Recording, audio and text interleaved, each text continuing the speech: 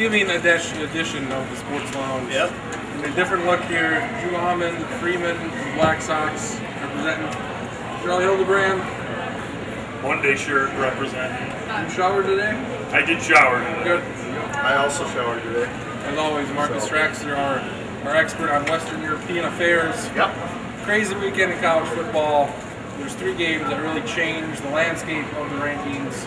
Start with the one on Friday night, Oklahoma State at Iowa State. Is it true that you were on Iowa State a little bit? I called it like Tuesday, not on camera, of course, but it's not official. Who's your witness? Unofficial. Who's your vouch? my roommate could vouch. Matt Zimmer look like? Yes. Okay. Who saw the game? I watched almost all of it. I watched basically the entire thing. And you were, and then Iowa State, well, you tried. You tried. I tried Iowa State. And then they come back from down 17 and a great finish. A terrific finish. And I to put a quarterback, freshman quarterback, a guy with, everybody at the beginning of the year still jams what a great performance against Iowa. He's not even there. And they get enough. They caught some breaks. And I think Paul Rhodes said it best after the game. For them to win, they were going to have to catch some breaks, and Oklahoma State was going to have to play bad, and they did. So, congrats to the Cyclones. I mean, what's it mean for their season? That is their season. That is their season. That win made them bowl eligible too. So now they're playing. I don't know who they play next week. Is it Oklahoma? Okay. Wow.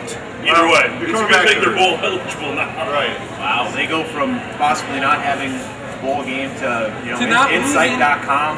From not going to a bowl game to losing hundreds of thousands of dollars in guaranteed tickets. Hey, to be fair, awesome. The bowl game gives you those 15 extra practices. Yeah, and if you're Iowa State, you can use those extra We practices. always hear about how great the experience is about going to a bowl game when the coaches all they care about is getting extra practice and beating each other's heads in for a couple more weeks. And I'm sure that the players are ecstatic for that.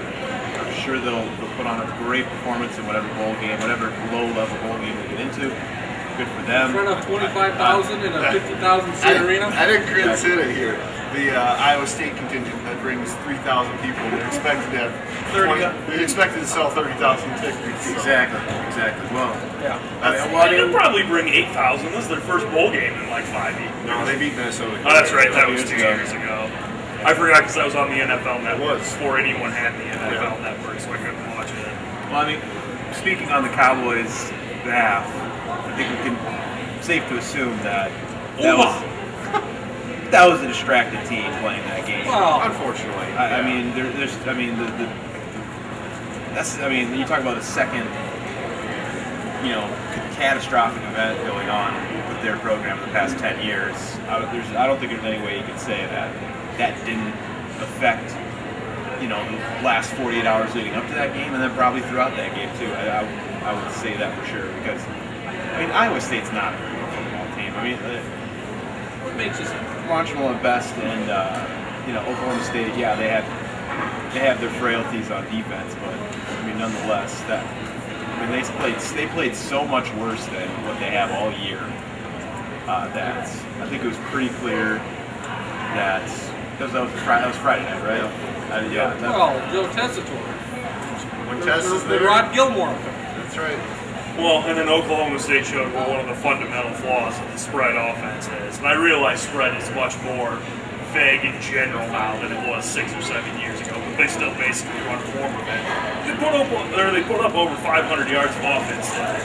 The spread's one of the offenses where you can put up yards, but you're not as guaranteed points. If Georgia Tech put up 500 yards, they'd have scored in the 50s. If most more conventional offenses put up 500 yards of offense, they're scoring a lot more points than Oklahoma State did in regulation. And that's the problem. So with the spread, is you can do that, and then things kind of bog down a lot of times when you start to get towards the red zone in areas like that. And a lot of times it's tough to capitalize. And they did that some, and they had turnovers, and it kept Iowa State in the game. Yeah, and then you have a guy in Brandon Wheaton who people would talk about, well, maybe he should be in the Heisman running, and then he throws a couple interceptions that are pretty damaging, especially when they're getting inside the 30-yard line and they make those mistakes. So, kind of interesting you mentioned Joe Tessitore single-handedly bringing down next week's Oklahoma State. by being at the Baylor upset as well. Can we give Andrew Luck the Heisman now? Can we do this finally? I don't know. We might as well wait a couple weeks because I mean it's probably going to change. Robert Griffin III. Getting to that game, OU and Baylor. I'll say that was my favorite game of the whole weekend. Because that was close throughout. Baylor stepped up 20-0. They never beat Oklahoma before. They finally do it. Exciting finish too. Well, I mean, the thing that I thought about the day yesterday or Saturday was I had Saturday off. I think this was the second Saturday I'd had the whole thing off all year. Watching it with one of my buddies. Like we hadn't had both of us watching football all day long since the opening weekend of 2010. Yeah. We're very happy. But the thing is watching the afternoon games or the 11 o'clock games and the afternoon games. We were just like, these games are all so boring. I mean, this is like the worst weekend ever. And it got close to halftime of the night games, and then all of a sudden everything picked up, and we completely forgot how bad the earlier games were with USC and Oregon and Oklahoma, Baylor, and Texas, Kansas State. I think we learned, and I've kind of alluded to Bob Stoops-led teams kind of just sort of laying eggs occasionally. I feel like they've done that twice now with Texas Tech. And Baylor's a good team. We talked about Baylor earlier in the year about being a better Baylor team than ever Baylor team than ever before, and I think that was a trademark win for them. Robert Griffin III is a legit Heisman guy. I mean, Andrew Luck will win, but Griffin will place. I don't know. Oklahoma just never as good as what they're always purported to be. Well, it's hard when you're ranked preseason top 5 every year. Yeah. To live up to that hype, the only way you can live up to it is to win the whole thing. And they've done that once in 12 years. They've had a chance to do it 2 other times, and they haven't been able to do it. I mean, you look at the other teams that are consistently in the top. I mean, it's not the same teams all the time. There's nobody consistent over 10 years like Oklahoma has been. Right. I don't even know who you could put in that conversation. Well, until this year, I'd say Ohio State. Yeah.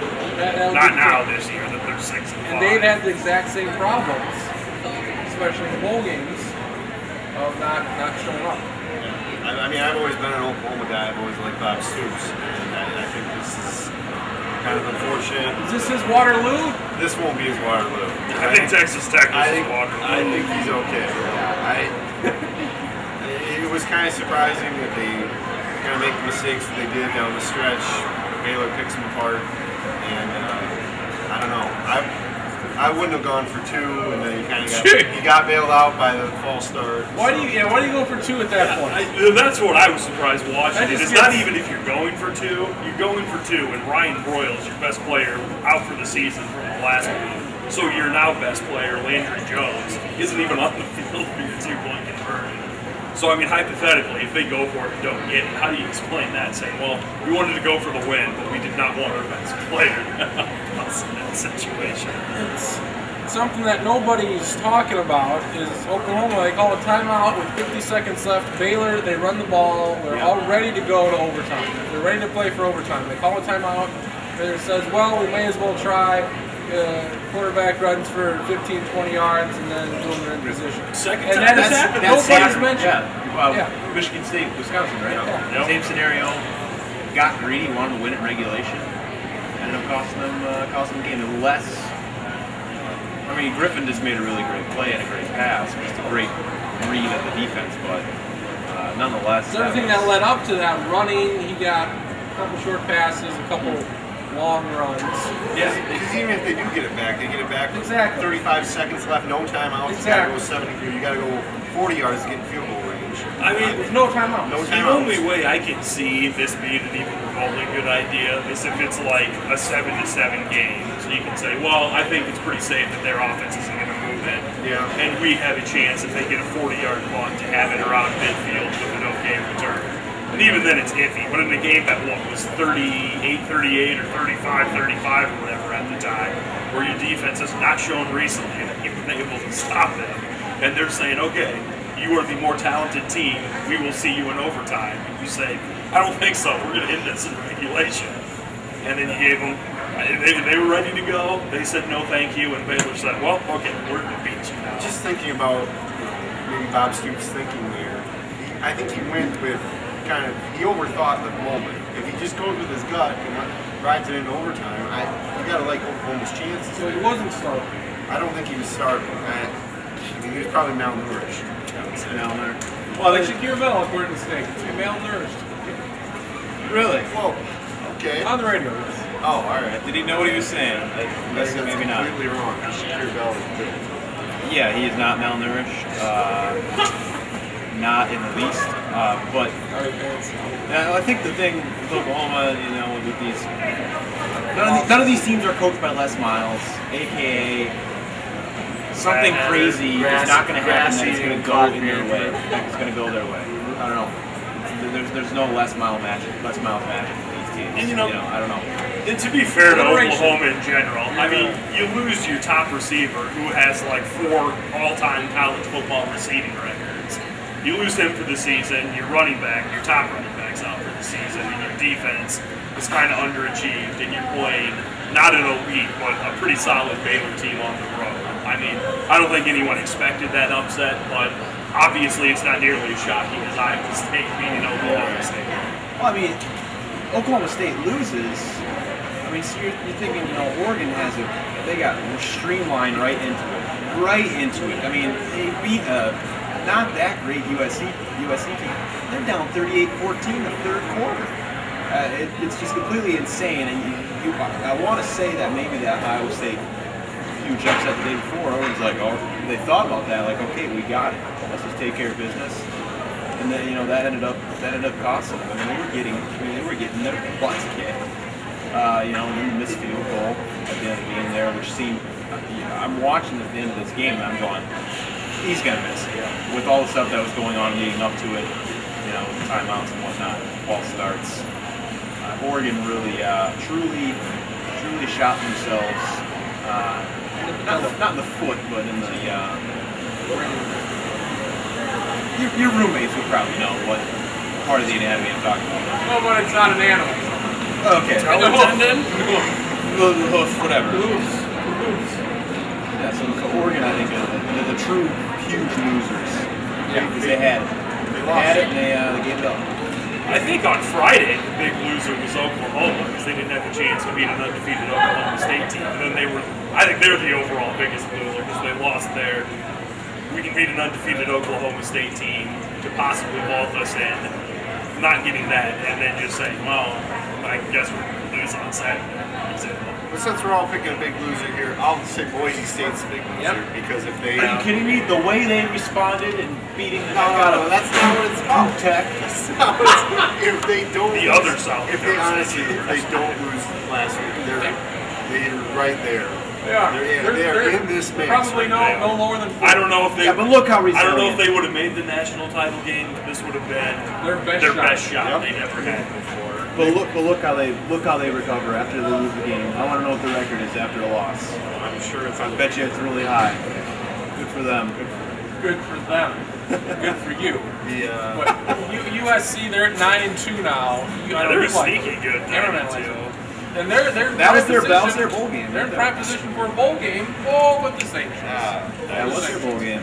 That USC has, but all these other colleges who may have done towards things don't have for some reason. Matt Barkley, is he getting an invitation? New York? His numbers warrant it. I don't think he's going to get one, but he definitely should be there. Sanctions or not, I don't think he's disqualified. I think Russell Wilson, Andrew Luck, Michael James, Trent Richardson, one more, Kellen Moore maybe. I don't know. I think Barkley just. I think there's a lot of. I think he's out. I don't think Barkley gets in. Yeah, I don't think he's going to make it to New York either. But I mean, I'll give him credit. I thought he was vastly overrated his first 2 years. I remember watching him just thinking, I don't see why this guy's. People say he's so great, and he has looked much better this year. So kudos to him for improving throughout his college career. So we're happy for him.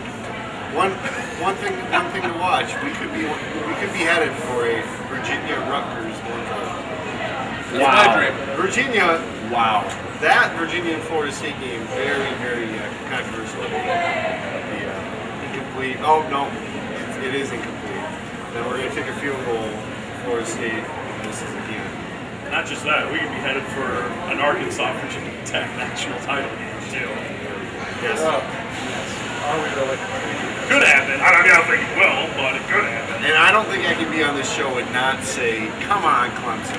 Clemson. If you just beat NC State, you're third. Right, in you're back in BCS. it again. You're back in it. You know, again. the underrated thing, when you're not playing for a national title anymore and you already have your division wrapped up and you're playing a 500 team, Toasted. sometimes it's tough to get up and say, let's play this NC State team tough and they can outweigh it. They got pants. This doesn't mean anything for us. And obviously it didn't mean anything for them because they lost by 30 points or more. NC State got up for that game for no apparent reason. You can take the coach away from Clemson or something, but you can't take the Clemson away from the crap. away from Clemson. If you see what I'm getting at. Because they got pantsed. You remember really 6 did. weeks Real ago we were hard. talking about how Clemson had finally gotten over the hump? They're going to lose the conference title game. Everyone will still be saying, yep, same old They'll be in the Clemson. Meineke Car Care Bowl. Nike Car Care Bowl. Yeah, they might be in the Gator Bowl. They could still play for double-digit wins. They probably won't even be ranked at the end of the year. They're like 17th right now. That's how bad Clemson is falling. Sure, Clemson can't take away Clemson from Clemson. Can't take Clemson away from Clemson. Coming up next, we're going to look at games this week and look at the BCS standings coming up on the Sports